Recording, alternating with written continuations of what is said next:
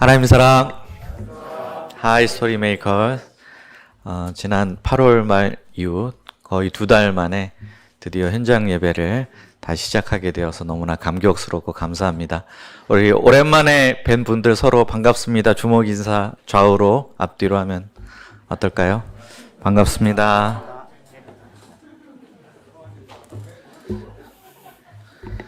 네, 진짜 2달 만에 얼굴 처음 뵙는 분들이 많습니다.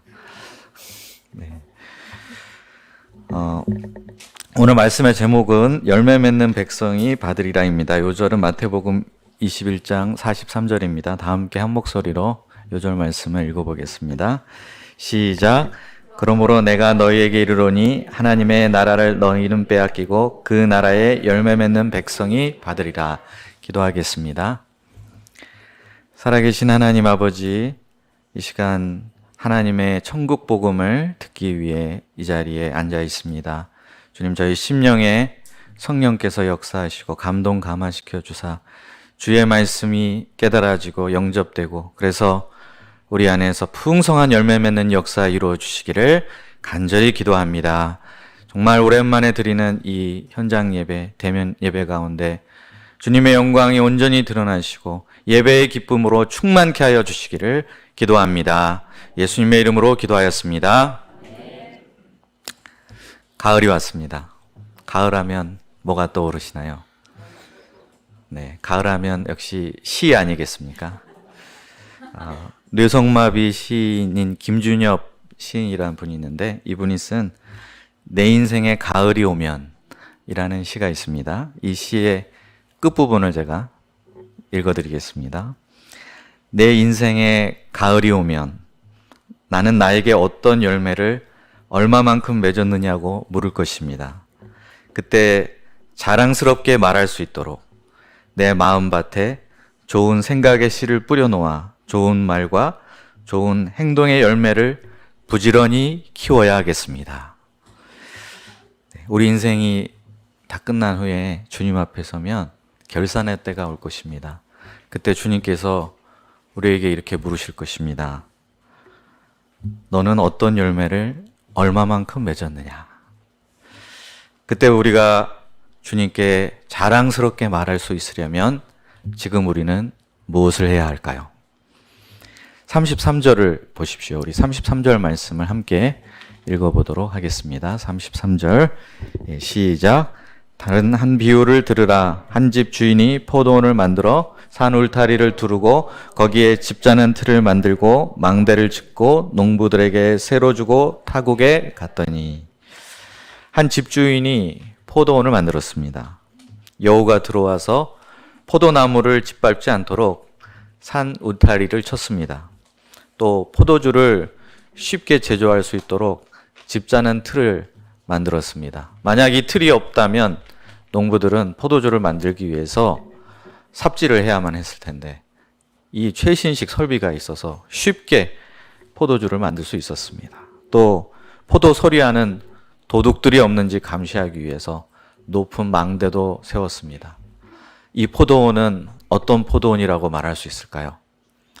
모든 것들이 다 갖추어진 풀 옵션, 최신식 시설로 완비된 그런 당대 최고의 포도원이었습니다. 주인은 포도원에 일할 사람을 찾기 위해 길거리에 나가봤습니다. 그랬더니 코로나로 인해서 직장을 잃고 빈둥거리고 있는 손가락 빨고 있는 사람들이 거리에 넘쳐나고 있었습니다. 이를 본 주인은 그들을 다 포도원 농부로 고용을 했습니다. 농부들은 이 포도원에서 열심히 일하기만 하면 얼마든지 아름답고 좋은 포도들을 풍성히 열매 맺을 수 있었습니다. 이게 얼마나 감사한 일입니까? 게다가 주인은 농부들을 믿고 포도원 경영을 그들에게 다 맡겨버리고 먼 타국으로 장기 출장을 떠나버렸습니다. 농부들에게 거의 무제한의 재량권이 주어졌습니다. 다만 그들은 주인과 한 약속 한 가지만 잘 지키면 되었습니다. 그 약속이 무엇이었습니까? 열매 거둘 때가 가까워지자 포도원 주인은 세를 받기 위해 종들을 그들에게 보내었습니다. 이 새는 포도원 주인과 농부들과의 관계를 나타내주는 표지 역할을 했습니다. 포도원이 자기 것이 아니라 주인의 것임을 알려주는 것이며 또 그것을 내가 인정한다는 것이 새를 바치는 것으로 나타났습니다. 농부들이 주인에게 새를 바쳐서 주인이 그 새를 모아서 큰 부자가 되려고 한 것이 아니었습니다. 주인은 이미 부자였습니다. 이 새가 없어도 괜찮은 사람이었습니다. 그러나 주인이 굳이 농부들에게 새를 받고자 한 것은 그 새를 통해서 그 농부들과 올바른 관계성을 맺고 그 관계의 끈을 계속 이어나가기 위함이었습니다. 주인은 농부들이 기꺼이 즐거운 마음으로 새를 바칠 것을 기대했습니다. 그런데 농부들의 실제 반응이 어떠했습니까? 35절과 36절을 보십시오. 제가 읽겠습니다. 농부들이 종들을 잡아 하나는 심히 때리고 하나는 죽이고 하나는 돌로 쳤거늘 다시 다른 종들을 처음보다 많이 보내니 그들에게도 그렇게 하였는지라. 농부들의 반응은 주인의 기대와는 전혀 달랐습니다. 정반대의 반응을 보였습니다. 약속했던 새를 다치지 않았을 뿐만 아니라 심부름 온 종들을 심히 때리고 죽이고 돌로 치기까지 했습니다. 아마 3명의 종이 왔던 것 같습니다. 3명의 종이 시체가 되어서 혹은 온몸에 멍이 들고 피투성이가 된 채 주인에게 돌아왔습니다. 만약 우리가 주인이었다면 그 모습을 보고 어떻게 했을까요? 만약 저라면 당장 동대문 경찰서에 전화를 했을 것입니다. 그래서 정경 한 중대를 보내서 이 포도원 농부들을 싹 쓸어버리도록 이렇게 요청을 했을 것입니다. 만약 그게 여의치 않다면 용역이라도 고용해서 이 포도원에 보내서 그들을 진멸하고 말았을 것입니다. 그런데 포도원 주인은 어떻게 했습니까? 이 관대하고도 너그러운 주인은 또 다른 종을 보내어 그들에게 한 번 더 기회를 주었습니다. 이번에는 앞에 보냈던 종들이 좀 서투른 짓을 한 것은 아닐까, 예의 바르지 못한 행동을 한 것은 아닐까 싶어서 경력 30년 이상의 프로페셔널 서번트 자격증을 가지고 있는 아주 노련한 종들을 고르고 골라서 팀을 구성해서 보냈습니다. 하지만 이번에도 결과는 별로 다르지 않았습니다. 그들 역시 맞거나 죽임을 당하였습니다. TV에서 이런 프로그램이 나왔습니다. 세상에서 가장 위험한 직업이 무엇인지 아십니까?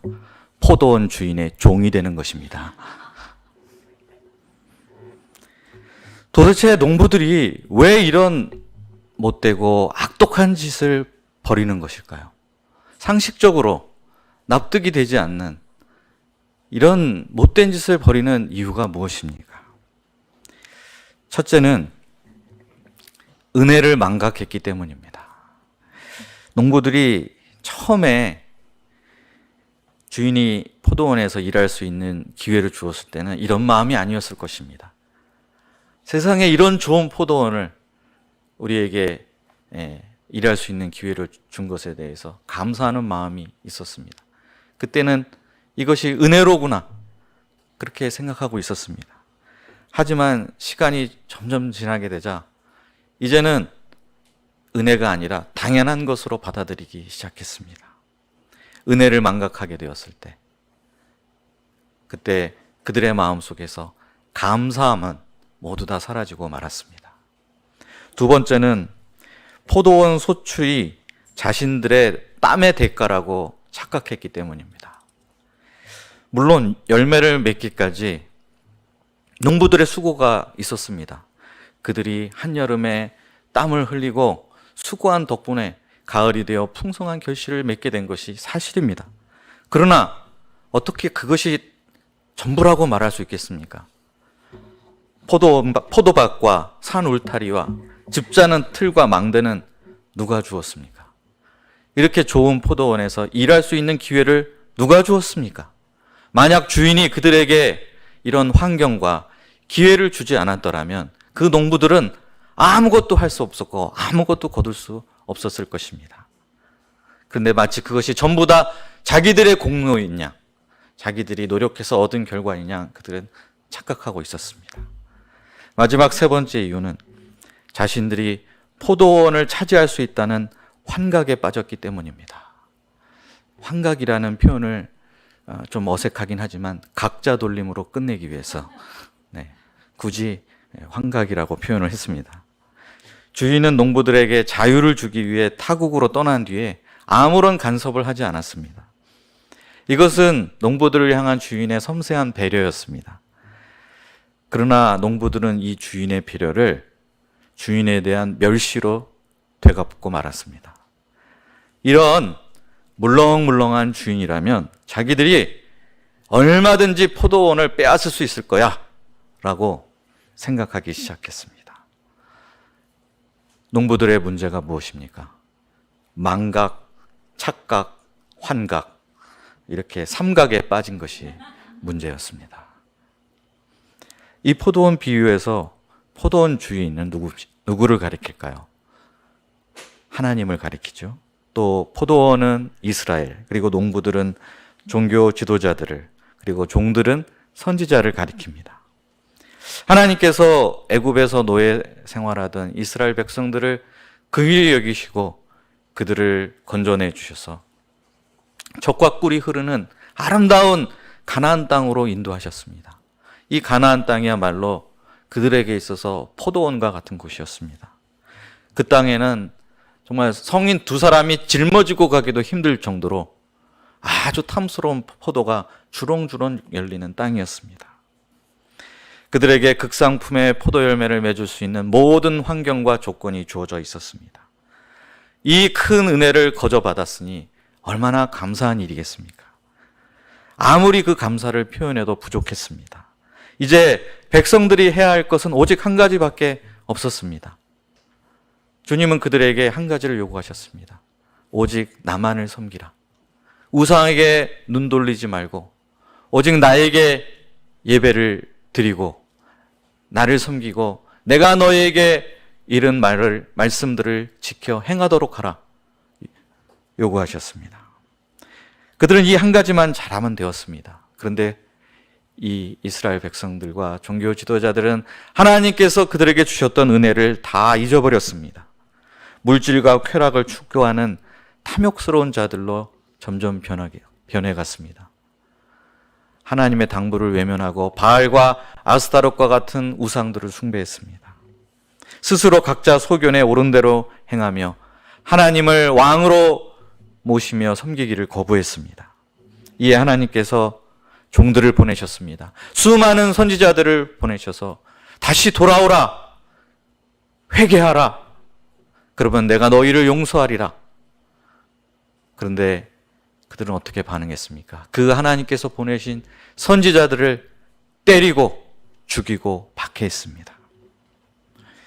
포도원 농부의 비유 속에는 지나온 수천 년간의 이스라엘의 역사가 다 녹아 들어가 있습니다. 뿐만 아니라 이 포도원 농부의 비유는 우리로 하여금 창세기 2장과 3장을 자연스럽게 떠오르게 합니다. 하나님께서 사람을 위해서 모든 것들이 다 준비되어 있는 에덴 동산을 창설하셨습니다. 이 에덴 동산이 본문의 비유에 나오는 포도원과 같은 곳이었습니다. 그리고 아담을 그곳에 두시고 그 에덴 동산을 잘 관리하고 경작하도록 하셨습니다. 아담은 동산의 모든 나무의 실과를 다 마음껏 먹을 수 있는 무제한의 자유를 누릴 수 있었습니다. 다만 선악을 알게 하는 나무의 실과만은 먹지 말라 하셨습니다.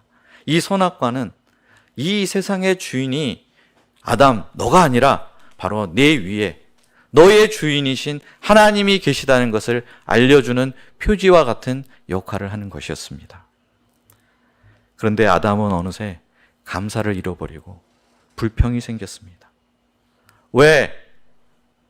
다 마음대로 먹을 수 있다고 했는데 저것만 못 먹게 하는 거야 하면서 하나님께 대해서 원망이 생기고 쓴뿌리가 생겼습니다.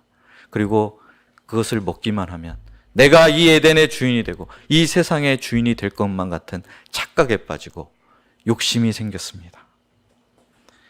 마침내 자기가 하나님과 같이 되겠다며, 즉 내가 이 포도원의 주인이 되겠다 하며 반역을 저질렀습니다.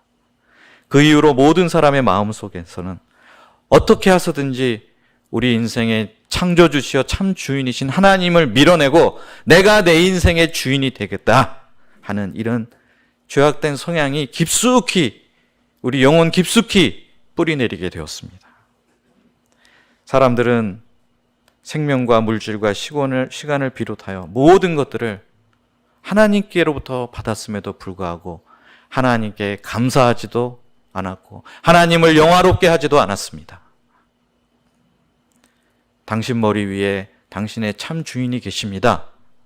누군가 이렇게 진실을 얘기해 주면 오히려 그 진실을 얘기하는 그 사람을 미워하고 박해합니다. 그런 점에서 모든 인류는 포도원 비유에 나타난 이 배은망덕한 농부들이며 하나님께 반역했던 아담의 후예들이라 이렇게 말할 수 있습니다. 세상에서 일어나는 수많은 갈등과 다툼, 그 원인과 배후에는 본래 자기 것이 아닌데 분수를 모르고 자기 것으로 삼으려는, 사유화하려는 이 탐욕에서 비롯되는 경우가 많습니다. 제가 경영학과를 나왔고 또 경영대학원을 졸업했는데 경영학에서 오랫동안 풀리지 않는 숙제가 하나 있습니다. 그것이 대리인 문제라고 하는 것이 있습니다. 영어로 에이전트 프로그램이라고 하는데, 대리인을 세워놓으면 그 대리인이 희한하게도 다 대리인에 만족하지 않고 자기가 늘 주인이 되려고 한다는 것입니다. 회사에 주주가 있습니다. 주주가 주인입니다. 그런데 전문 경영인을 세워놓으면 이 전문 경영인이 자기가 위임받은 사장이라는 것을 잊어버리고 어느새 자기 마음대로 주주와 상관없이 회사를 쥐락펴락하려고 합니다. 그래서 자기 스스로 자기 연봉을 5배, 10배 막 올려놓고 회사 돈을 물쓰듯 하고 이런 일들이 늘 일어납니다. 그래서 이 문제를 어떻게 해결해야 될까? 수많은 경영학자들이 오랜 세월 동안 고민하고 씨름했지만 아직도 답을 찾지 못하고 있습니다. 왜 해결이 안 될까요? 우리 영혼 깊숙이 자리 잡고 있는 이 부패하고 죄악된 성향, 내가 주인 되고자 하는 그 성향을 어떤 기술이나 지식이나 제도로 뿌리 뽑을 수 없기 때문입니다. 교회도 마찬가지입니다. 교회에서 갈등이 일어나고 분열이 일어나는 이유가 무엇입니까? 대부분 경우 본래 하나님의 소유인 그리스도가 머리이신 그 교회를 어떤 특정인이 혹은 특정 그룹이 자기 것으로 만들려고 사유화하려다가 사단이 벌어지는 경우가 대부분입니다. 교회는 주님의 것인데 마치 내가 그 교회의 주인이냐 이렇게 자기 마음대로 하려고 하다가 수많은 갈등들이 일어나고 분열되는 그런 일들이 일어났습니다. 나의 생명, 나의 가족, 나의 직업, 나의 소유, 이 모든 게 본래부터 내 것이 아닙니다. 만유는 다 주님의 것입니다. 우리는 그 주님이 우리에게 잠시 맡겨주신 청지기에 불과합니다. 하나님께서는 아무 자격 없는 우리를 일방적인 은혜로 구원하셨고 또 하나님의 포도원에서 일하라 하시며 목자의 사명을 부여해 주셨습니다. 이 은혜를 기억하고 감사하는 사람이 어떻게 딴 마음을 품을 수가 있겠습니까? 우리에게 포도원을 주시며 그 속에서 일하며 열매 맺을 수 있는 기회를 주신 하나님께 감사를 드립니다. 우리가 아무리 시간이 흘러도 아무리 세월이 지난다 하더라도 이 은혜, 이 감사를 놓치지 않고 꼭 붙들 수 있기를 기도합니다. 그러면 포도원 주인은 이 심각한 사태를 어떻게 해결하려고 했을까요? 37절을 보십시오. 우리 37절 말씀도 함께 한번 읽어보겠습니다. 37절 시작. 후에 자기 아들을 보내며 이르되 그들이 내 아들을 존대하리라 하였더니. 포도원 주인은 마지막으로 자기 아들을 보내고자 했습니다. 지금까지는 종들이 갔기 때문에 무시를 했을지 모르겠지만 그래도 나의 상속자 되는 아들이 간다면 이 아들만큼은 존대하리라 기대했습니다. 어떠십니까? 이 장면에서 우리는 고개를 좀 갸우뚱하게 됩니다. 이 주인이 지금 잘하는 짓인가 하는 의문이 듭니다. 주인이 굳이 이렇게까지 할 필요가 있을까요? 주인이 너무 낙관적이고 순진한 거 아닙니까? 너무 나이브한 사람 아닙니까? 그러나 주인은 이 순간 합리성과 현실을 따질 여유가 없었습니다. 주인의 마음속에는 이 돌처럼 딱딱하게 굳어진 농부들의 마음을 어떻게 되돌릴 수 있을까? 오직 그 생각뿐이었습니다. 그들의 마음을 돌이킬 수만 있다면 무엇이라도 할 준비가 되어 있었습니다. 주인은 그들을 이처럼 너무나 아끼고 사랑했기 때문에 이와 같은 선택을 할 수밖에 없었습니다. 이처럼 사랑의 눈먼 주인은 마침내 자기 아들을 반역한 농부들에게 보내었습니다. 이에 대해 농부들은 어떤 반응을 보였습니까? 38, 39절을 보십시오. 38, 39절도 함께 읽어보겠습니다. 시작. 농부들이 그 아들을 보고 서로 말하되 이는 상속자니 자 죽이고 그의 유산을 차지하자 하고 이에 잡아 포도원 밖에 내쫓아 죽였느니라. 이 장면에서 우리는 또 한 번 더 고개를 갸우뚱하게 됩니다. 농부들이 이렇게까지 할 필요가 있었을까? 아니 굳이 아들을 죽이기까지 할 필요가 있었나? 이거는 해도 너무하는 게 아닌가? 미쳤나? 하는 생각이 듭니다. 농부들이 이렇게 한 건 역시 그들도 눈이 멀었기 때문입니다. 주인은 사랑의 눈이 멀었는데 이들은 무엇에 눈이 멀었습니까? 욕심에 눈이 멀었습니다. 욕심에 눈이 멀면 무슨 끔찍한 짓을 저지를지 알 수 없습니다.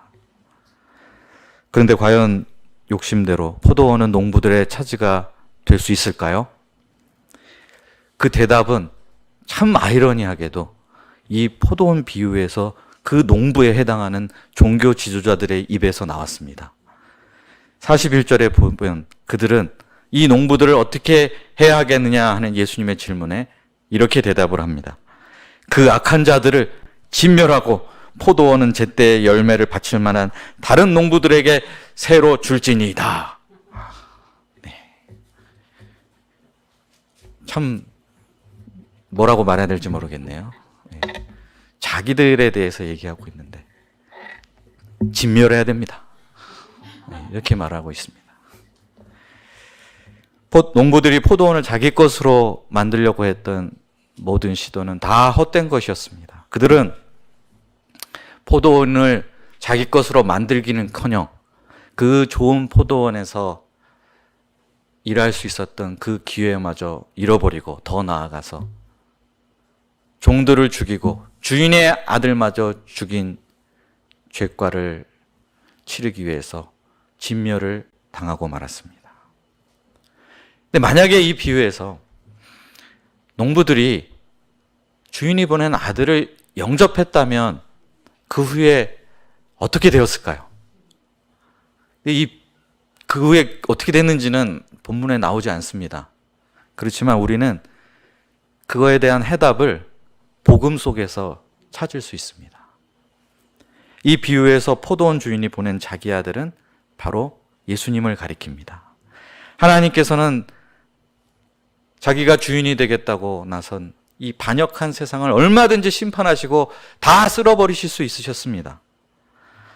이 은혜를 원수로 갚는 죄인들을 당장에 심판하실 수밖에 없으셨습니다. 그러나 자비하신 하나님께서는 오래 참으셨습니다. 그리고 마침내 자기 아들을 보내셨습니다. 끝까지 인생들을 포기하지 아니하시고 외아들을 세상에 보내셨습니다.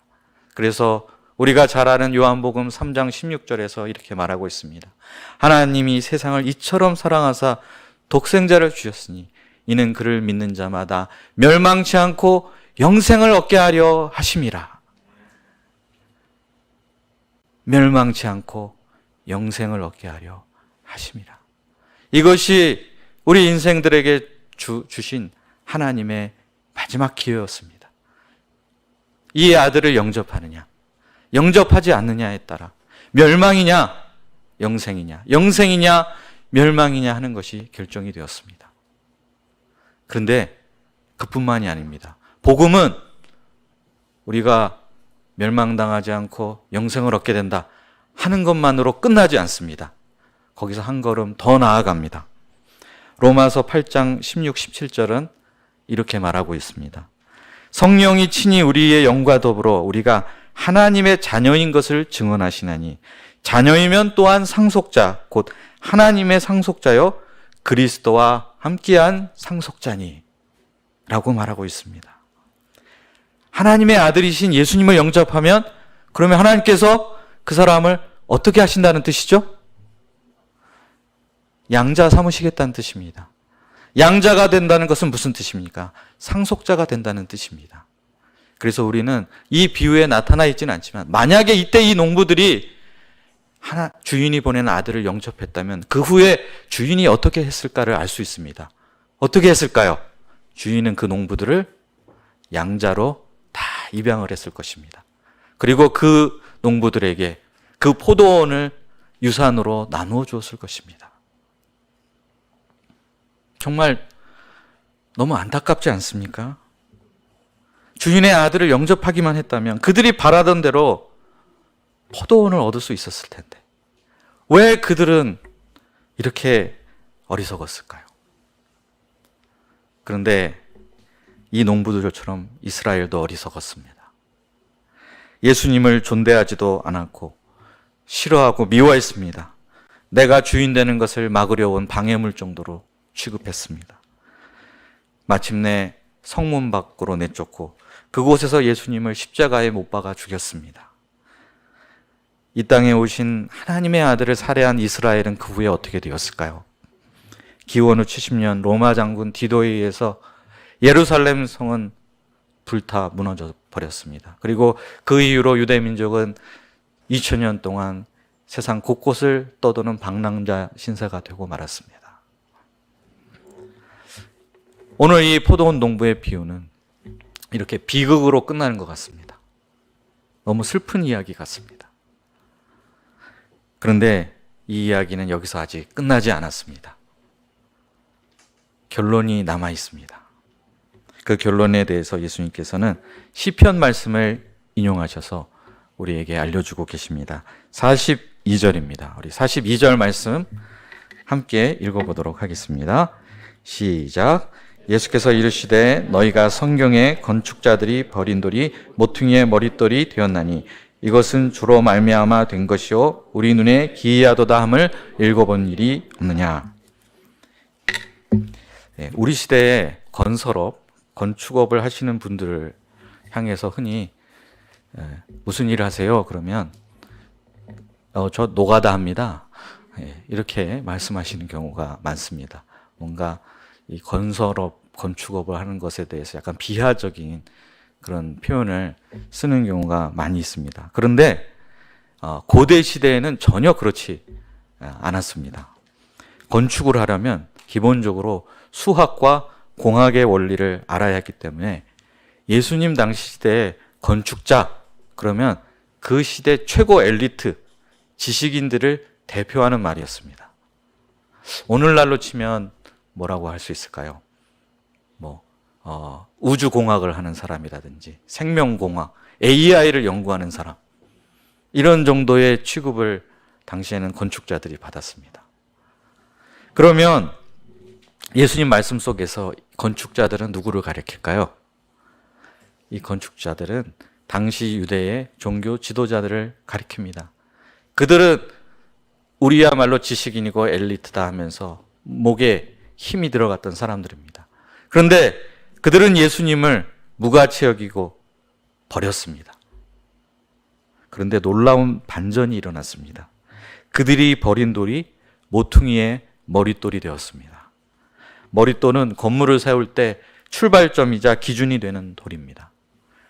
즉 예수님을 기초로 해서, 예수님을 시작 지점으로 해서 새로운 집이 지어지게 된다는 뜻입니다.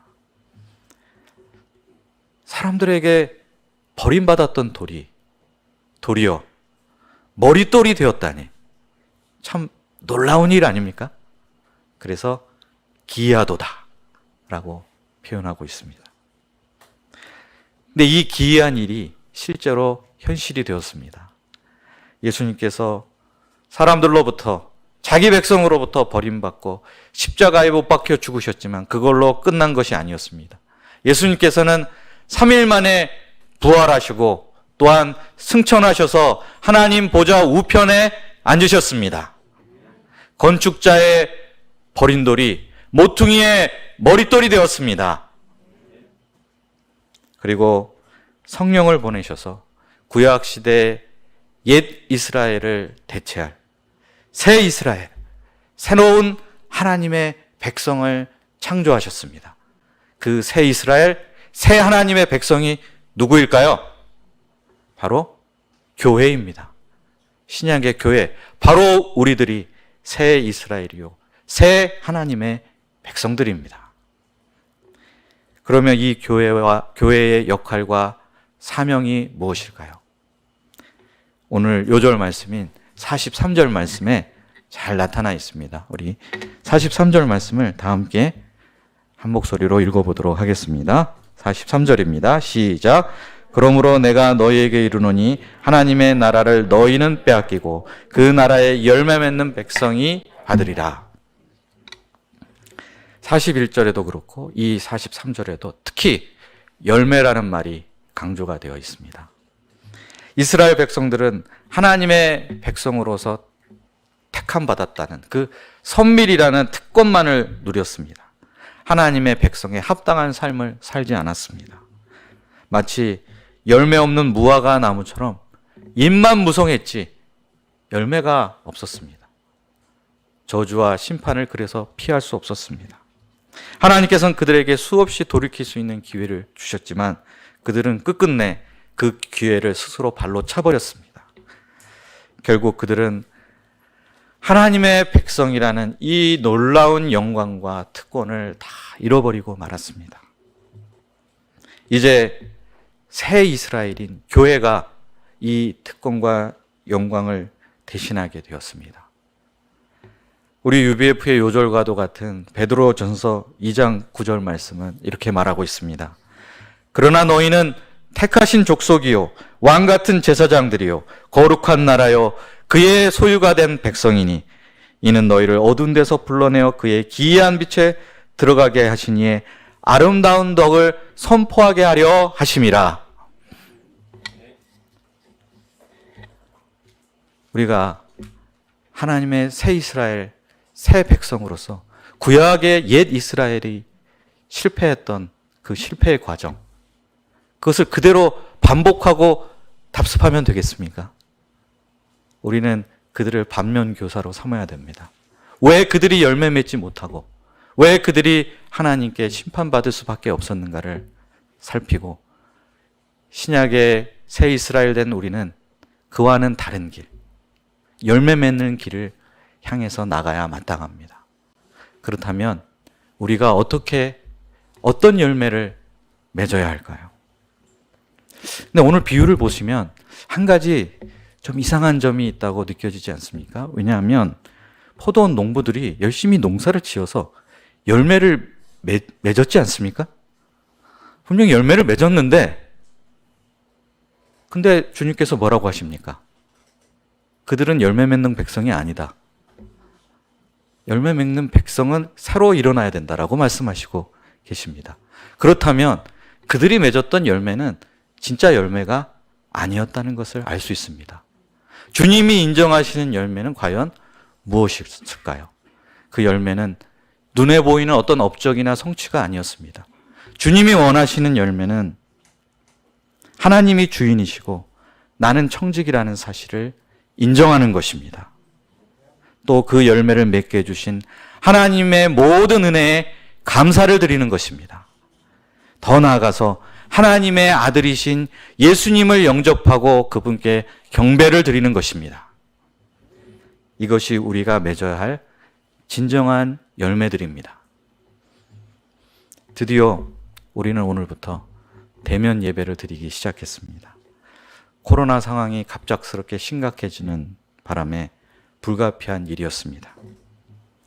그런데 하나님께서 우리나라와 또 우리들에게 은혜를 베푸셔서 사태를 이렇게 진정시켜 주시고, 그래서 덕분에 함께 모여서 예배할 수 있게 되어서 진심으로 감사를 드립니다.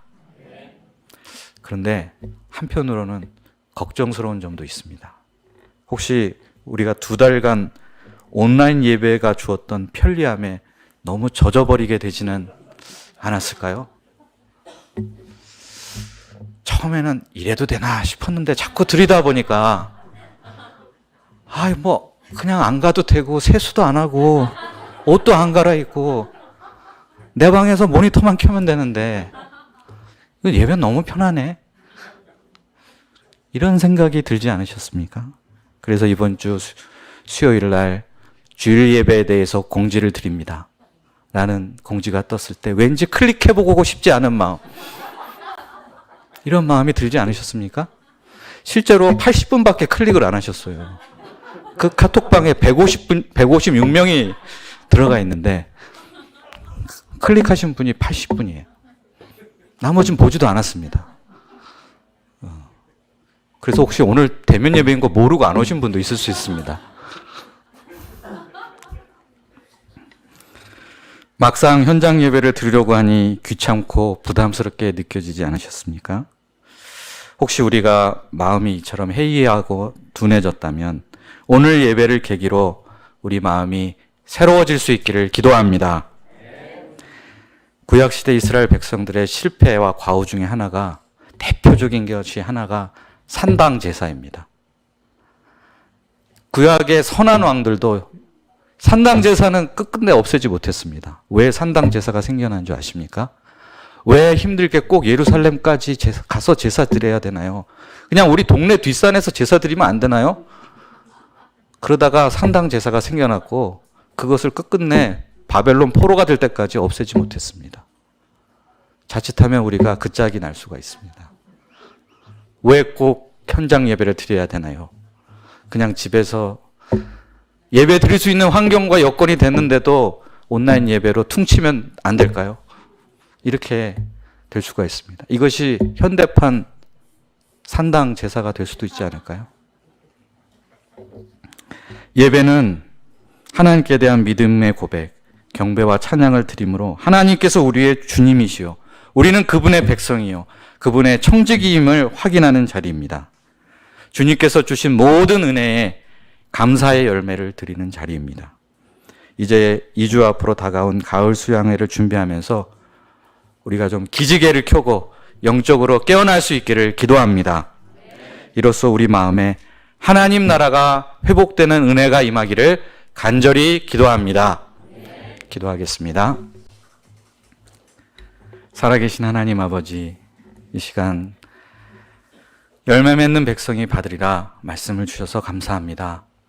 이제 저희가 구약시대 이스라엘 백성이 저질렀던 그 과오와 실패와 실책을 반복하지 않게 도와주시고 그들을 반면교사로 삼아 이제 우리가 열매 맺는 백성, 하나님의 백성다운 새 이스라엘로 굳게 서게 도와주시기를 간절히 기도합니다. 오늘부터 시작된 대면 예배를 기점으로 우리 마음을 새롭게 하고 우리의 주인이시여 또 우리에게 모든 은혜를 베풀어 두신 왕 되신 하나님께 온전한 예배를 드릴 수 있기를 간절히 기도합니다. 예수님의 이름으로 기도하였습니다.